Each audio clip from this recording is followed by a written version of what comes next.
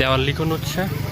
এই দেওয়াল লিখনে 1962, 1969, 2013, 1990, 1971, 1952, 2024 এবং 2018। পারতেছেন শান্তভাই? শান্তভাইয়ের থিঙ্কিংটা কি আর মূলত এমনিতে? থিঙ্কিং মানে চিন্তা হচ্ছে আন্দোলন, গণ আন্দোলন 62, 69, 71, 1952 ভাষা আন্দোলন, 2018 2018 সবগুলো ছিল আমাদের গণ আন্দোলন। গণ আন্দোলন বিভিন্ন ধারাবাহিকতাতে আমরা বড় বড় রেজাল্ট পাইছি, যেমন হচ্ছে 71 রেজাল্টের পর 90 রেজাল্ট, 52, 24 এবছরেরটা।